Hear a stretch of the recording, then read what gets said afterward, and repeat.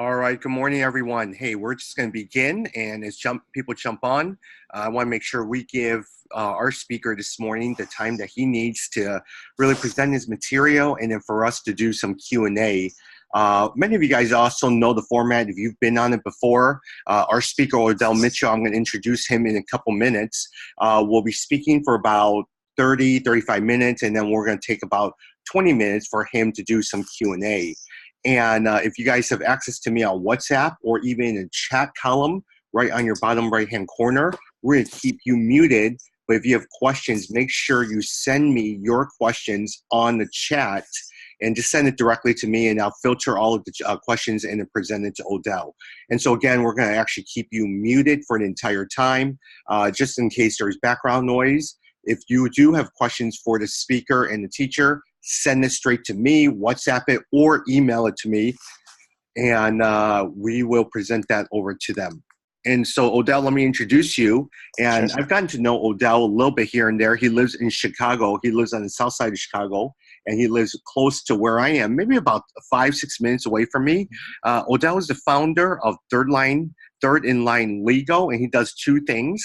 And so Third in Line Legal provides comprehensive legal representation to entertainment, business, and creative professionals. He also provides legal and services related to contracts, deal negotiation, copyright, trademark, as well as rights management. He also spent a lot of time at groups or companies like United Airlines, really talking and training people in their corporate culture. And so one of the things that we're going to talk about today is, what does it mean to deal with conflict in the workplace? Just because all of us are human, we're going to struggle with conflict. We're not going to get along with all of our coworkers. We're not going to get along with our boss. We're not going to get along with people under us. How do you manage and still be professional in the workplace, but yet still learn how to work with each other and tolerate with one another in order to get the job done? And so I've asked Odell to share with us some practical examples today on what it means to deal with conflict in the workplace. So Odell, I am going to turn it over to you, my friend.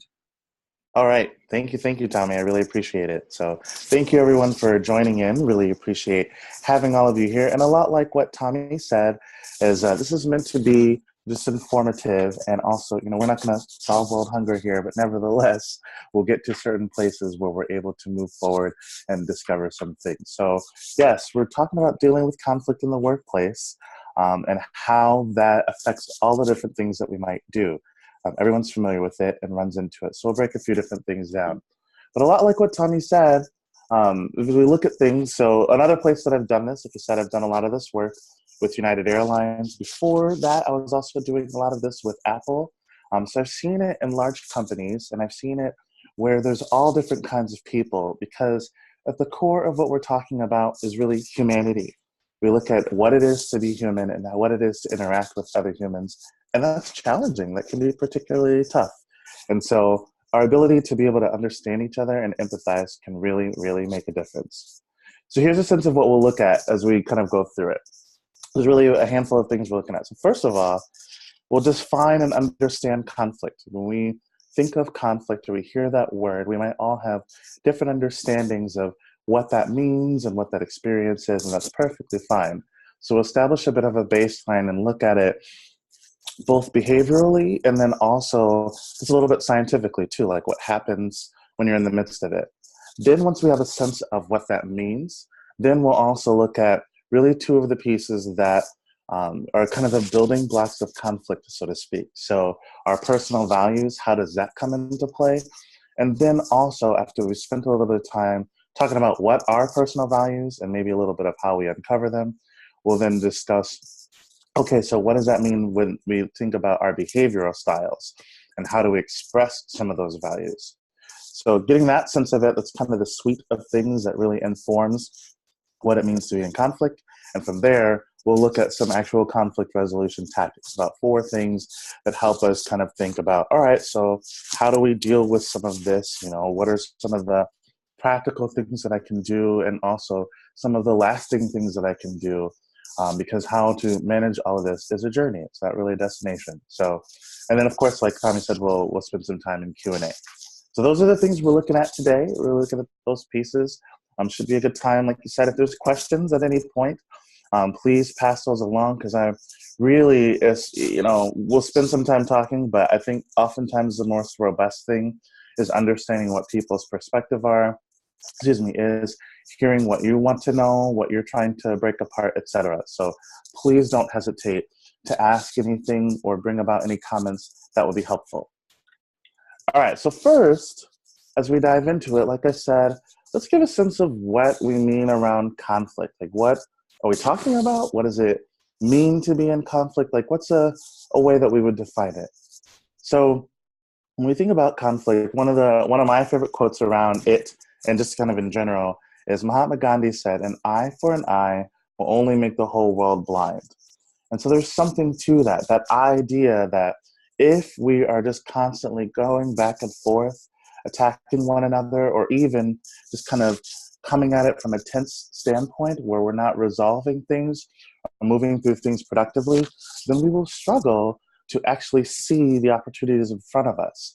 So to be in conflict is something that can be particularly unproductive. It's part of being human, but it can be particularly unproductive. And maybe the greatest level of unproductivity that comes from it is our inability to connect with one another, and thus our inability to be productive and also reach the outcomes that we want, and really be the kind of people that we want in the workplaces that we want to. So one of the things about this is, as we understand conflict and as we look at it, this, of course, is specifically about dealing with conflict in the workplace. But what I hope is that you'll also see how this applies to us as people. This might be stuff that really helps in any kind of relationship you're having, because of the core of conflict, like I said, is our humanity. So like Gandhi said, an eye for an eye will make the whole world blind. So when we're thinking about conflict, what we're thinking about is not how do we win? How do we, get really good at this stuff so that we get our way? Hardly. It's really about how do we manage conflict in a productive way, in a way that builds relationships and also drives towards the kinds of outcomes that we're looking to drive towards as people, as leaders, as people in our workplaces. And this is not out of nowhere. This isn't built on nothing. I mean, really, there are many effects to when there's conflict that's heavy in the workplace. So, for example, a lot of the negative effects that come from conflict is there's a loss of productivity. People don't produce the way that they should. It's really hard for the fuel in the vehicle of productivity to be pure if it's laced with conflict. Also, there are poor relationships, and that's kind of all around. It can be poor peer-to-peer relationships, poor coworker relationships, poor peer-to-manager relationships. If there is a sense of conflict running through things and kind of that interpersonal piece, it's really hard to build that. And that impacts the bottom line. A lot of times people think, well, even if we don't get along, we can still do really good work. And that's not necessarily untrue. However, toxicity leaks. And so if there's a toxic workplace, or if there's toxic interactions, that will filter into customer interactions, into our sales, into the things that we're trying to reduce for other people in a negative way. Another thing that comes from conflict is absenteeism. So some people will just check out. They will just say, you know what, I'm just here to do my job, but I am not investing anything more than the bare minimum that I have to, because when I do that, then it's really difficult, or something of the sort. And employee loss and turnover really matter. I can say from my own experience, I've left a workplace before because it was so conflict laden. Even though I liked the work, it was really hard for me to stay in it. And, as a lawyer, I can't not bring this up. Also, some conflict can lead to litigation. It can lead to legal troubles, etc. So if those things go unchecked, or not navigated, or unaddressed, then they actually can turn into concrete problems for an organization and for us as people. So we know these things. That's probably one of the reasons we're all here talking about this, because I don't think I'd ask anybody to raise their hand if you think conflict is super fun. But nevertheless, they do have lasting impacts, and it's good to think about those things, about how they can make a difference and how they can really impact an organization. So thinking about that, then it's good to know, okay, so what is conflict? So first of all, let's look at what it's not. So when we're talking about conflict in this context, we're not just talking about disagreements.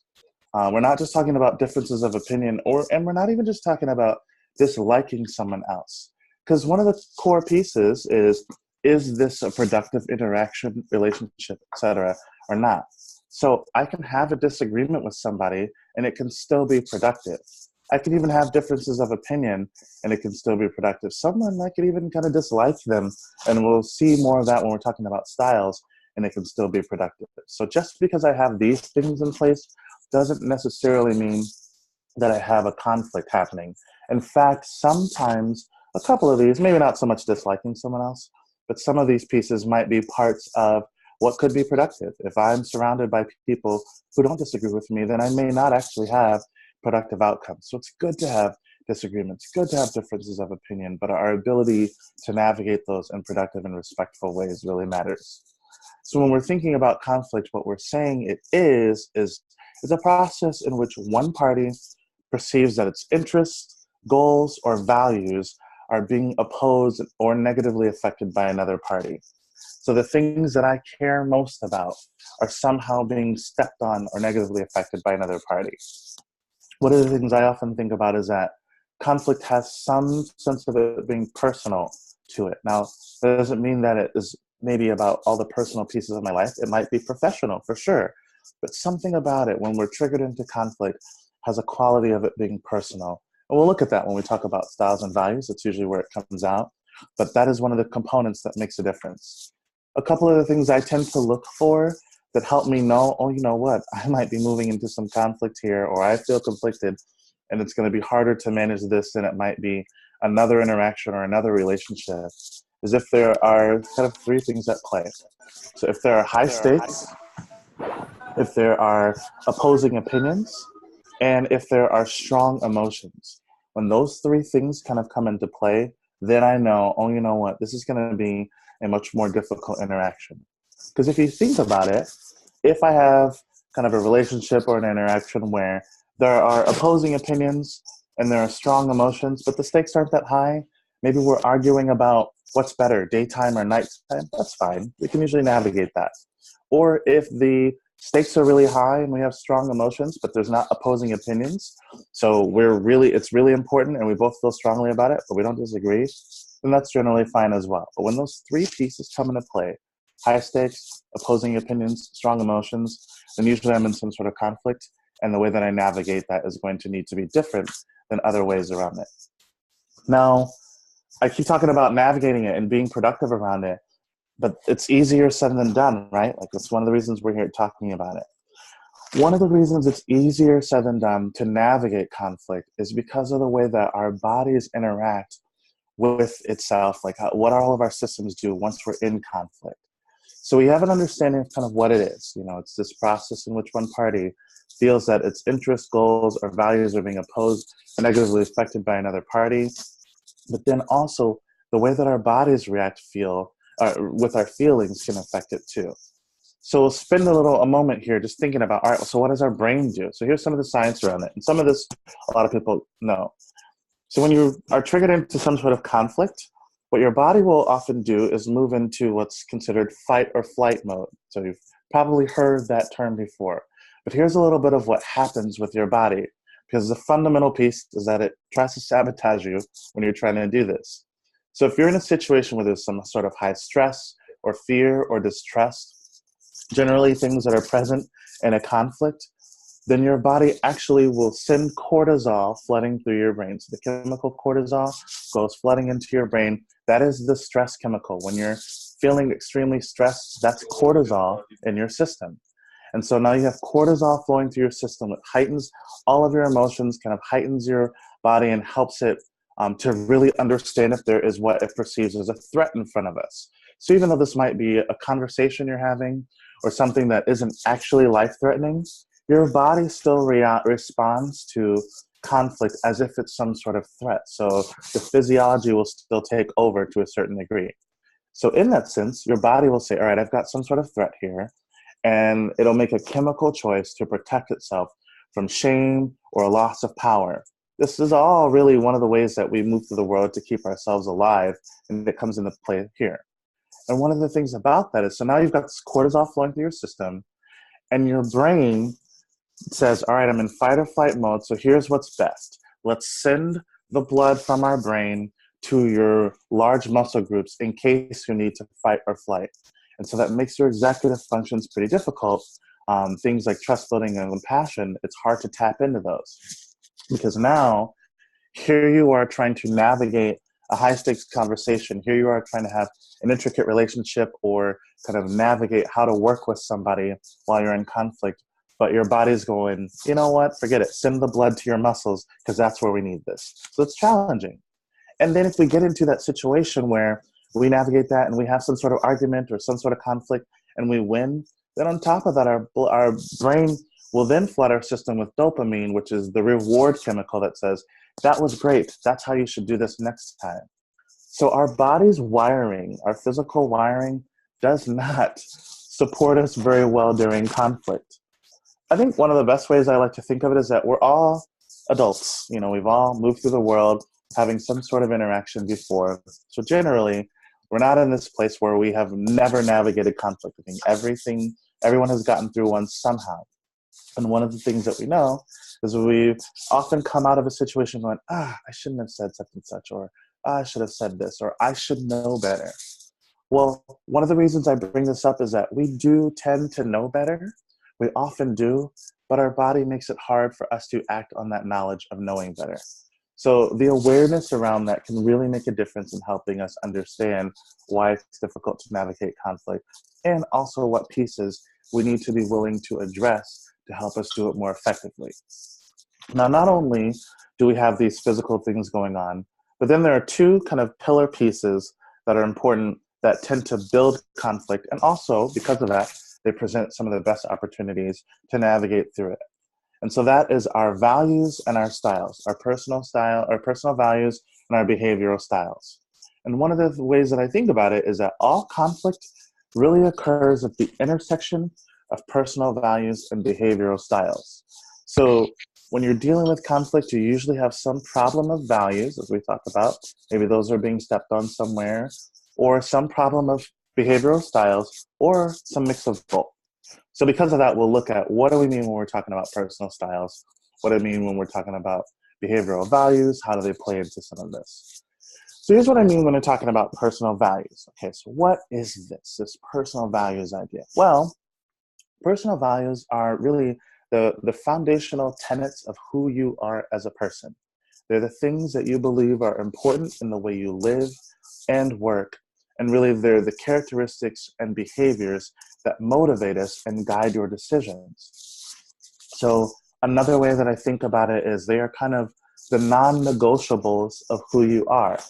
So for example, I'm taking myself, for example, of a deep value of mine is stability. I really like environments that are not chaotic. Anytime I see some sort of chaos or something I would perceive as chaos anyway, I always seek to bring order. Or I always want to calm things down. I always want things to be structured. I want them to be balanced. For me, the reason that's a value and not a preference is because I don't want people to be left behind. Kind of a life model that I tend to have is that haste is a form of violence. And so it's hard for me to feel as though things are going to be okay, everyone feels protected if the environment is not striving towards some sort of stability. So if things are hasty, sure, we may get somewhere, but someone's going to get hurt in the process. And so for me, if I see an environment or if I'm in a place where stability is not being respected or at least acknowledged or strived towards, that goes against my values. And I generally find myself in some sort of conflict. Another one would be something like empathy. So as you can hear, people really matter to me. Empathy is a really big value of mine because I want to be able to understand people who are different than me. I want other people to be able to understand people who are different from them. And I know that we all deal with things. And so the more we are able to have grace and empathize with other people, the more we are able to see our differences as opportunities to work together, to build together, to love together, etc. And so again, if there's an environment where empathy is not being very strong, then I can see that that is an affront to my values. Now, those are things for me. For other people, it might be something different. So a strong value might be something like innovation. They've got to be in an environment where we're finding new things, learning new things, coming up with new ideas. Otherwise, it feels stale and they feel constricted. So this is not an exhaustive list, but I want to give you a sense of what it means to have values and what those foundations are. Because again, those are the things that as you move through your world, you would say, I have to have this. I have to have collaboration, or I have to have respect, or something along those lines. And more specifically, when those things are absent, then you definitely find yourself generally in some sort of conflict. So our personal values really matter, but that's half of it. Then the other half of it is our behavioral styles. And one of the ways to think of our behavioral styles is really how do we express those values that are really important to us. So I might have the value of stability. Another person might have the value of stability. But the way that we express them might be different because we're different people, different backgrounds, made different ways, etc. So understanding our behavioral styles matters. So there's a lot that you can dive into when it comes to behavioral styles. I get a chance to talk about this and a lot of other things, and behavioral styles is one that I spend a lot of time talking and consulting around. So I want to dive just a little bit into some of the science, some of that foundational piece that will help you understand it. But we could spend a lot of time in this and it would be really fun. So here's just a kind of fundamental piece of when you're breaking down behavioral styles. And everyone usually has a little bit of contact with this. So a lot of this might sound familiar. But there are really kind of four types, these four archetypes they've really been in our society for a very long time, but maybe the most prominent and most modern way to look at them is based off a lot of the work of the psychologist Carl Jung. So Carl Jung did a lot of work around it and kind of identified these two kind of area camps, so to speak, that things fall into, and really four types that spread across it. And those pieces are our attitudes and functions, and also how those things kind of play out in everyone. So everyone is a combination of all these things. But basically, when you're thinking about a behavioral style, it is really, okay, so what is an attitude, which really means how do you react to stimuli? And that's generally seen as introversion or extroversion, somewhere along the spectrum. So no one's all one or the other, but really somewhere along that spectrum. And then also the function, how do you make decisions? Are you a thinking person who tends to be more data-driven, or a feeling person who tends to be more people-driven? Again, everyone has all of these in them, but which one we tend towards matters a lot. So for example, if I am a strong extrovert who really enjoys stimulation and I really enjoy interaction with people and I derive energy from that, and it's something that really feeds me and I've got really great energy around that, if I'm dealing with someone who is a strong introvert, that might be something where our styles clash, where we struggle to connect because some of those pieces. We might have valid ways of looking at the world, but that might be a place of conflict because our styles are different. Or if I'm a thinking person, and someone else is a feeling person. So I make decisions for the organization that makes sense to me because I want them to be logical. And then after we look at the logic, we go, okay, well, hopefully this will help people. Whereas I'm dealing with somebody else who's more feeling or people driven, and they say, all right, how is this going to impact people? And as long as we take care of people, then they can make sense. That might be a place of conflict as well. Because even if we're both introverts or extroverts, we might have different ways that we make decisions. And that can be a place of conflict. And so when we look at our behavioral styles, this is the way that we kind of break them down. Now, again, this is basic kind of intro thoughts around behavioral styles. When we get to our tactics, we'll talk about it a little bit more, but there are places where we can see a lot of this. Just as a quick thing, like if you've ever done a Myers-Briggs or something along those lines, this is the kind of thing that it's measuring. So ways in which we are able to understand what is our style, how do we move through the world, it really helps. Now, when we put these two pieces together, this is why all of this really matters. So like I said, all conflict occurs at the intersection of personal values and behavioral styles. And this helps me slow down and understand, where is this conflict coming from? Because I might look around and I go, okay, I don't really get along with this person, or I just can never seem to connect with my boss, or I'm really struggling to get along with my spouse or partner or my kid. Just whenever we interact, I just cannot seem to get on the same page. We're always, just in conflict with one another. Well, some of that might be either, an issue of value, an issue of style, or an issue of both. So for example, say it's an issue of value. Well, maybe the person I'm interacting with, they really value collaboration. So they always want to be able to work with other people. They're like, well, the more the merrier. That's where we get the best ideas. That's where we have some of the best energy. I love to hear kind of these democratized ideas and bring it together, and that's where we come out with something great. But if I'm a person who says, I really value someone who's an expert, so I love to be able to hear just the best opinion that I can and go to one person for a coach, then we might have some sort of conflict, because here I am trying to just really get the best idea from one person, and this person is always inviting other people in the mix. The more the merrier. Neither of those is wrong. However, because they might be different values, then all of a sudden we have ourselves in a place where we're in conflict. Or similarly with the styles, maybe I am very fast-paced, so I move through my day pretty quickly. Some, meetings, and the more interactions I have, really, really great. But another person, their style is that they're slower paced. They want to be steady. They want to be quiet. They love to throw in the headphones and just get in a flow. And I'm constantly interrupting them because I have an idea and I want to capitalize on that. Neither of those are wrong. However, that can be a place of conflict. That's a kind of a classic introvert-extrovert conflict, is the introvert that wants to be absorbed in something, the extrovert that wants to talk about it. Neither of those are wrong. Those are great. However, boy, oh boy, can they be a place of conflict. So you see that in the workplace. You also, a lot of times, see that at home. And one of the reasons we oftentimes deal with these challenges is because, as we've heard before, opposites attract. So a lot of times opposite values attract opposite values, opposite styles attract opposite styles. Because when we learn how to navigate these things, it is actually a really powerful combination. So then they become opposites complement. But if you're not navigating it well, you might see that a lot of times the conflicts that we have travel along the differences in these areas and the fact that they're often kind of opposite. So that gives us a sense of kind of these foundational pieces where we look at, all right, these are our values. These are some of those senses and how that work. Erik Erikson was another psychologist. He really did a lot of this work around understanding ourselves. And he says one of the things that really resonates with me is the more you know yourself, the more patience you have for what you see in others. And one of the reasons I find that to be really important is because empathy is a value of mine. And so anything that teaches us to slow down and understand other people is always going to resonate with me. But also, self-awareness is one of the best ways to understand what it is that we need, what it is people around us need, and how do we get there together.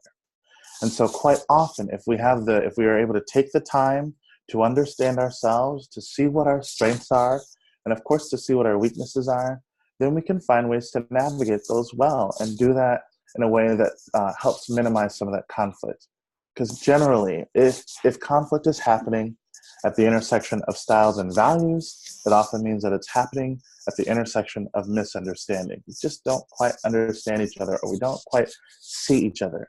And so if we're able to know ourselves better, then we're able to have the patience to see those differences in other people and see, all right, how do we work with this? How do we make some of these things work? How do we be on our best behavior that helps draw the best out of others? And this notion of knowing ourselves and being patient with others is a journey. So none of this is about, all right, I've arrived at this, I've got it figured out, if only. No, we will continuously get to know ourselves. We will continuously uncover values as we age, as we go through changes, etc. Our behavioral style, some of the most fundamental pieces of it, tend to stay around the same. We see some flexes here and there, but for the most part, we are who we are in that sense. However, the ways that these things morph can really affect how we move through the world.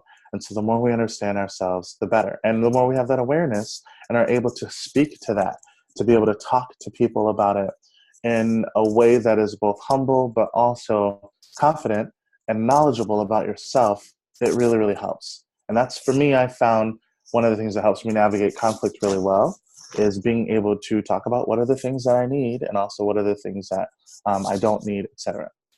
So this journey of understanding ourselves would help give us that patience. Now, of course, we get this foundational piece. So we understand now what conflict is that it really is, it's not just this disagreement, this difference of opinion, or anything along those lines. It really is when we have some strong opposition around our values, the tenets of who we are, our interests, the things that are most important to us. So when those are being stepped on, we feel some of that. And then we also see, okay, so we have to understand what our own personal values are. What does that mean? And then we also need to navigate and understand what some of our behavioral style is to know how we express those things to be able to navigate through it. So we'll look at some of the conflict resolution tactics that help in this. Some of this spills into the things that we've talked about, but we'll look at it. So really, there's kind of 4 tactics that I think can really help people along, especially laying on the bed of how do we understand one another so we can navigate it well. So first of all, what they are is, 1, to determine your personal values. I talked about it a lot, but like, how do you uncover that? So I'll give you a sense of some of the some introductory ways of really starting. How do I figure out what my values are?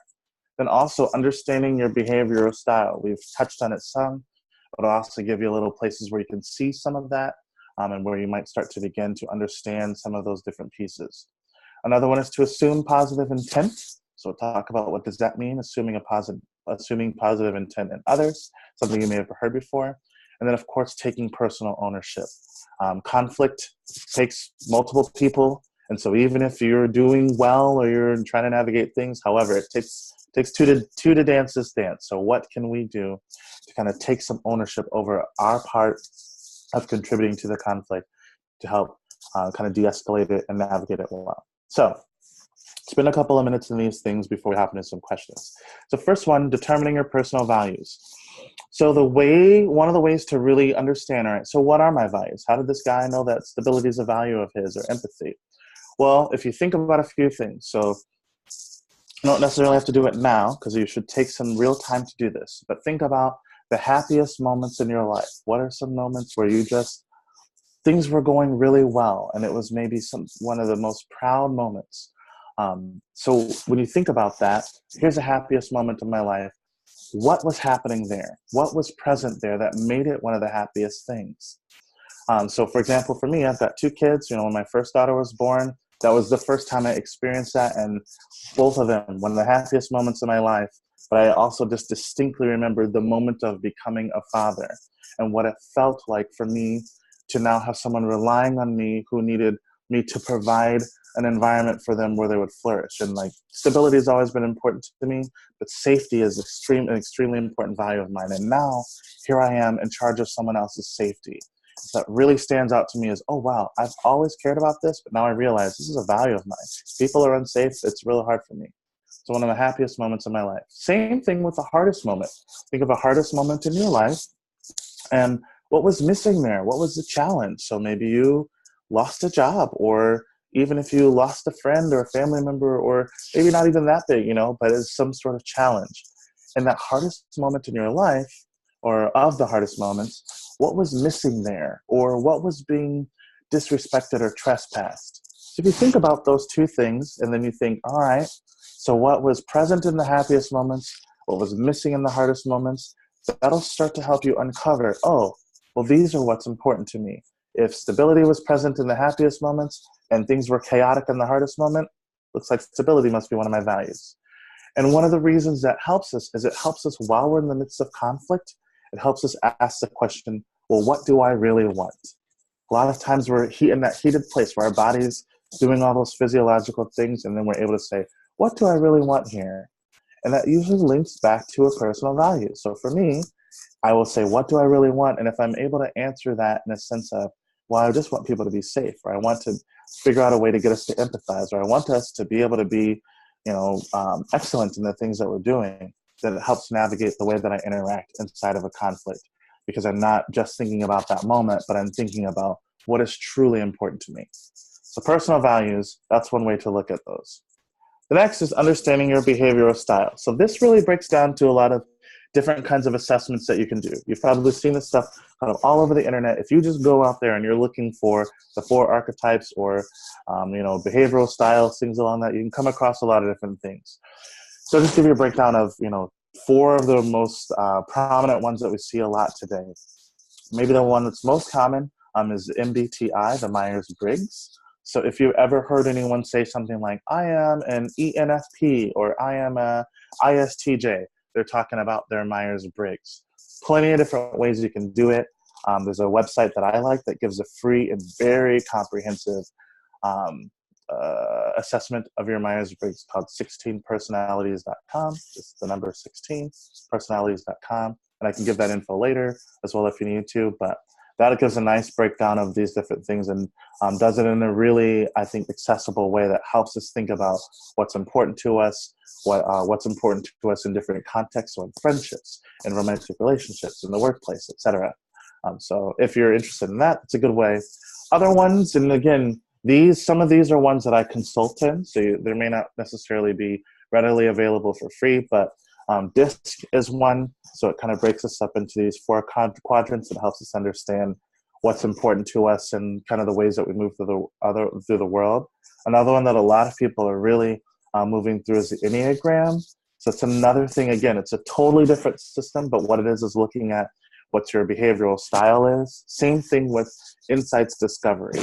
So another one that you kind of usually have to have someone facilitate through, but we'll look at these different behavioral styles. You don't have to do all of these. You don't have to do any of these. Really, some of the reasons I bring these up is the ones I'm familiar with. And also, it's just to show you how there are lots of different ways that we can start to learn and understand ourselves. So understanding your style is really, really helpful.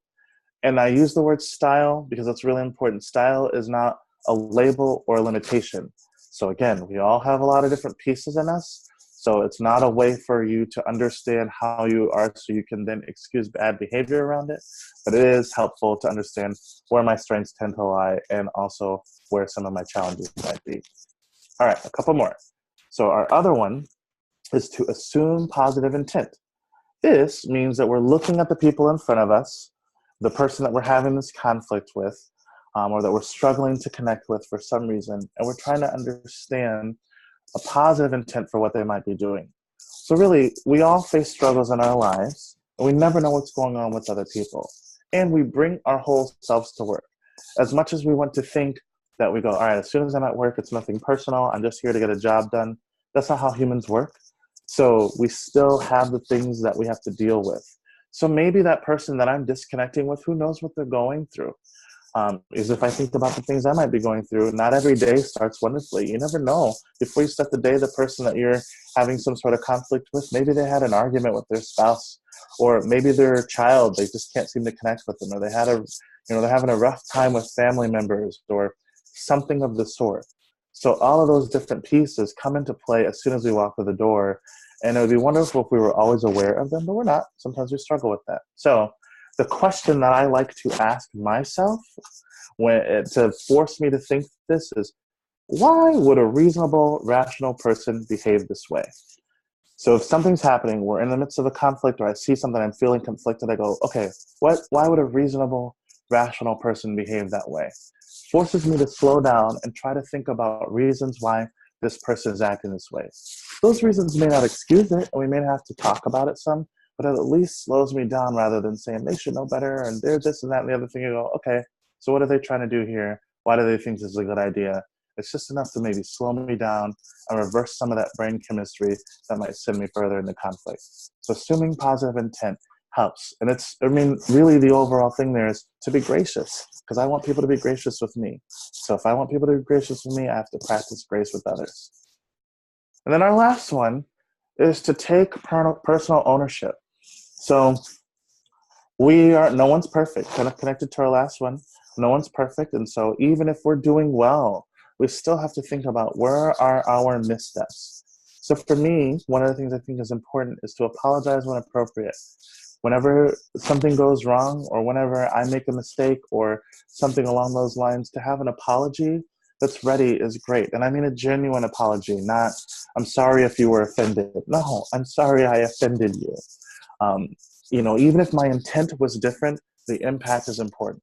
And so taking ownership of my actions rather than excusing my intent really matters. And things that can help me with that is to use I rather than you. So if I'm in the midst of the conflict, rather than saying, you always do this, or you're this way, or why did you, those things might have some validity.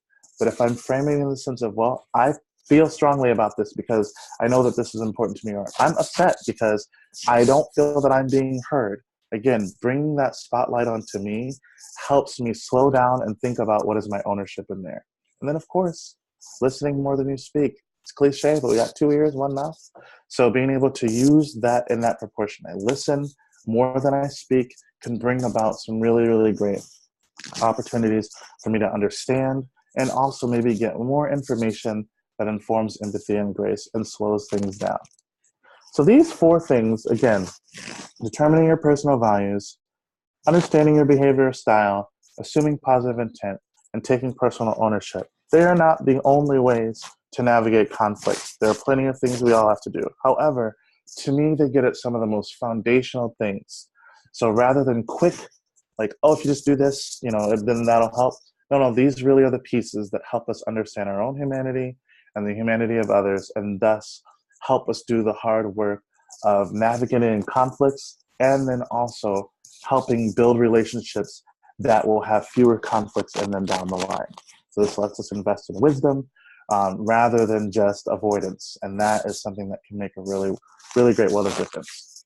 All right, so with those things in mind, one of the last things that I think about is Albert Einstein said, peace cannot be kept by force. It can only be achieved by understanding. You can't tell by now. One of the things that's, to me, really important when it comes to navigating conflict is to understand each other. And that is very true. We can't force our way. We can't force our ideas on one another. But we can create ways of understanding each other and understanding our differences that help minimize and also navigate through conflict. And so much of that is about, again, trying to understand one another rather than using the force to get through things. So I don't want to take more of the time with me. I want to hear if there's anyone who has anything that they want to say. Tommy, I turn it back over to you. But the quick thing I'd say is also I'm happy to help or talk to anyone at any time that I can. So feel free to email me, and also you can reach out to me on Twitter or even Instagram. Any of these places, I'd love to help wherever I can, because you can't tell, this stuff's important to me. So, Tommy, I'm going to pass it back to you. Yeah. If you've got any questions. Yep. Thank you, Odell. Hey, I think a lot of times you mention a lot of good points. I'm going to jump into it right away, just because of the reality of some situations. Let's say, for instance, many of our people who are online right now come from an Asian corporate atmosphere, or some of them people are from Nairobi who works in African corporate, where a lot of times there's like hierarchy, but also different. Many of our guys are younger people, where I think a lot of times taking personal ownership, apologizing, listening is important. We may work for a boss that doesn't listen, that likes to talk, that likes to dominate all the time, that it's either my way or the highway, or they talk. How do you deal with situations like this when you say, okay, I'm taking personal ownership, I'm willing to admit, but that person drives me nuts because they will never admit they're wrong. They never listen. It's always their way. How do you deal with that? Yeah, that's a really great question. So for one, I think you often have to deal with it kind of multiple times. And I think that's pretty tough. But one of the things that I often do is, while we're not in the midst of conflict, trying to bring to light the things that are important to that person. So I will often ask, okay, so what do you need from me to do my best work? And also that's why the awareness is important too, is often being able to say, all right, so here is where I know that I'm able to do my best. So for example, I'm the kind of person who, if I can get like kind of not interrupted and, kind of have a good flow of things, that really helps. And so my boss is not that way. He's the opposite of me. So I often have to say, and have kind of tougher conversations, say, I want to make sure that you have what you need. And I don't ever want to seem like I'm standing in the way of what we're trying to do. I want you to understand that I'm on board. But I also know that we are different in the way that we operate. And so what are some of the things that we can do to kind of meet in the middle? So I often try to put it back in their court. And usually a lot of times I get unsatisfactory answers at first, like, well, I just got to deal with it, or this is how it is. And as we keep kind of pushing to it, especially if I'm underscoring it with, I want us to be successful. I want to be successful. However, the best way for me to do so is in X, Y, or Z. Is there a way that we can get to those places? Sometimes that can help. And especially if I'm acknowledging how that's different. So I don't just tell my boss the things that I need. I often pay attention, and I acknowledge what he needs. I know that he needs fast pace. Yeah. He needs an opportunity. So I want to be able to give you those things. How do I get into that? Is helpful. And would you say a lot of times, Odell, it also takes time to build trust with your boss? Because a lot of times when you first start a job, you have to work in the system and a culture that they've created. But over Mhm. time, as you prove your worth, prove that you are a great employee, then now they give you permission to speak. So sometimes it does take time. It does, absolutely. And like I said, sometimes you have to come back to it kind of repeatedly. Like it, Yeah. especially if someone's different than you, even if they understand it, it's just not how they move through the world. So you might have to remind them, which sometimes can be exhausting, but can be helpful. Which leads us to the next question is you talk about positive intent. Mhm. And it's great to have positive intent. It's great to see the best in each other. It's great to understand. But what if you realize in the course of looking at positive intent, that person's out to take advantage of me. That person's out to, Yeah. quote unquote, screw me over to make me look Hmm. back and take full credit for it. And I think a lot of times there are certain things, there's morality, there's character, there's humility that certain people have, but there are certain people I've worked with in my career where, especially if there's a promotion on the line, they will do everything they can to take advantage of you. How do you deal with a situation like that? You've probably seen it in United, Apple, things like Yeah. Yeah, I think it's really tough. I think so. To me, that's one of the places where the values comes into play. So I need to know, like, and my styles, like, where are those things important to me? You know, so how does that affect my what I see as my values? And so, for instance, if equity and fairness is a value of mine, that's always going to really bother me. Whereas if strong competition is something that I really value, then I might be like, that's totally fine with me. But being able to see that and understand where that affects things really matters. I think the other piece too is being able to open up some of those pieces. So again, it might take time, but if I see somebody that is out to do something, one, I know to like kind of avoid them if I need to, so that I'm not in the closest nexus of maybe their fallout. But also, what can I do to bring some of that to light? I don't necessarily mean running people down or exposing them or talking bad about each other or whatever. But again, if we're all trying to do something together, if we're able to bring the focus back to the work that we're trying to do, then a lot of times that stuff is a short win. I've seen people who get promotions and it looks great for them in the short term, but in the end, it doesn't necessarily bear out for them very well because while they're out for themselves in the short term, in the long term, if we're kind of building in a good workplace, if we're building towards something together, that's not going to really it'll weed itself out some. So for me to be able to focus on those areas and try to constantly bring it back to good quality work, that can help a lot. Got it, got it. Would you advise to in a corporate culture to have those one-on-one conversations with employees, or when you get your manager or boss involved, things like that? How do you navigate through all that? Yeah, so I think it's kind of the power of and depending on your culture. So there is often nothing stronger than being able to go directly to a person, but that doesn't always work exactly right. So I think that if you're able to have this awareness and you know your values and you know your style and you're able to do it while not in conflict, then being able to interact with that person directly usually is going to have a better lasting effect than if you're just kind of going straight to a boss. However, it depends on the culture and what's happening because there are some situations in which someone might be doing something and your boss has said, you know what, this is an area where I want to be the person who brings the ground accountability. I want to be the person who brings this together. So especially if it's something major, or something, a real problem, then a lot of times it's the case. But usually when it comes to issues of accountability, it's hard to get other people to do that for us um, in a lasting way. Couple questions before Yep. our time ends at 9 o'clock. Let's flip it around a little bit for some of us who are leaders or managers of a corporation, senior management. You're going to deal with different people with different styles all the time. Your job is to manage all the different styles and get the job done. If you're a leader or manager with all these different styles, how do you effectively manage all of them when they're constantly have the potential to be in conflict with one another? Yeah. Well, so I think you bring up a great point that is the hard thing. I think a fundamental thing is seeing it that way. First of all, seeing and constantly reminding ourselves that the job, when we're managing people, goes from, yes, we've got to get the job done, but we go from just the producer to where the key component of what we're doing, the most important thing we're doing, is actually managing people and helping set them up for success. So you want to do that in a way that's equitable and fair. Sure, you don't want to treat everyone extremely differently. However, you want to be able to see some of that humanity. And so, asking people what they need constantly.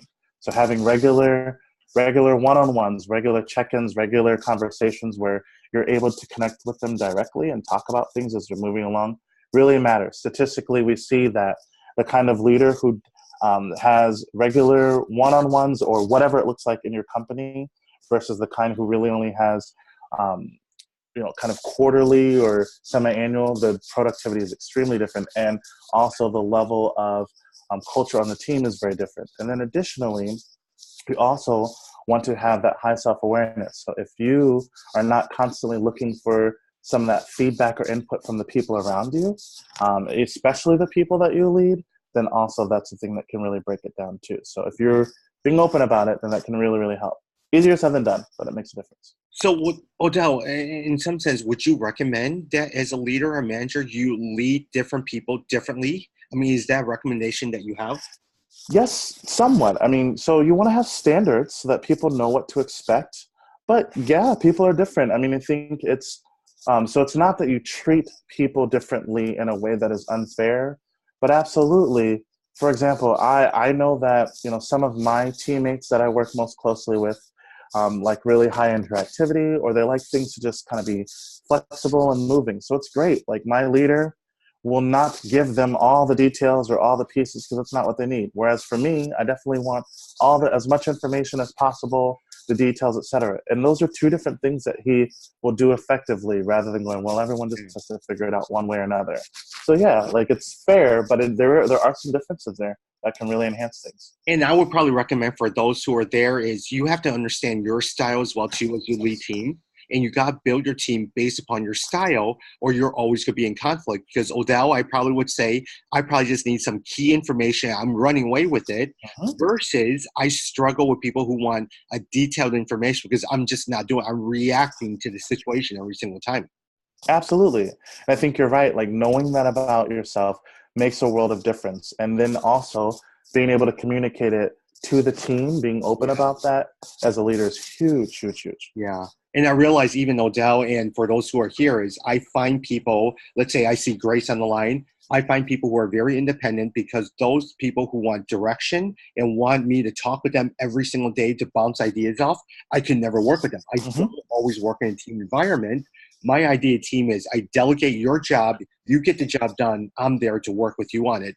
But you just build that team based upon what you work with. Absolutely. Absolutely. And what you need and also knowing, like kind of balancing that out too. If I've got everybody who's the same way, then I'm probably going to struggle a bit. So absolutely, that awareness is huge. Last question, and then we'll let you go and everyone else. You talk about values and the importance of values and understanding our values. At what point do you begin to compromise your value and say, okay, you know what? This is how the team works, and I'm going to compromise for you or hold off on my values a little bit for the good of the team? Or is it better just to find a new job at that point in time? That is kind of the question sometimes. So I think that is the tension that is often hard to answer, but it's individual for each person.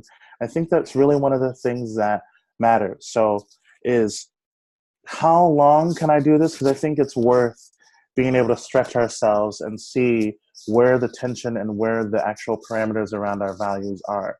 So I can be in a chaotic environment for a while. I love stability, but I know that that's not how the world works. So I can be where things are high paced and chaotic, etc. But do I see this as it'll always be this way and thus I will never be able to give my best self to this environment? Yeah. That is the place where that can make a difference. Or do I go, you know what, this is how this is. It's tough for me now, but I can see where I'll be able to be my best self and contribute here. That tends to be the dividing line. Well, because that's what I'm here for, is to give my best self, to do my best work. Am I ever going to be able to do my best work here? If not, then that might be the place where I really have to do some searching around it. Well, everyone, as we wrap up today, we want to talk about conflict because we realize that's the issue that all of you guys deal with every single day. Whether you're leading a team, whether you're an employee on a company, you're going to deal with conflict because all of us are different. but we have a job to do for the success of your business or your corporation. And so how do you manage that conflict? And so hopefully every other month we'll come together, and we'll talk about an issue. Maybe we'll talk about sales issues. How do you build a business development team? How do you build a sales team? How do you look at metrics? Today, we're going to look at the conflict and how you manage and work with people within the company. So, hey, Odell, thank you very much for everything that you Yeah. do and for coming to the office early. Yeah, no problem. Thanks for having me. I really appreciate it. And I hope everyone else has a good night. And hopefully we'll see you again soon. Thank you, everyone. Hey, have a good night, everyone. Grace, enjoy Switzerland. And we will talk to you all soon. Have a good night, everyone. Thanks, everybody. Thank you so much.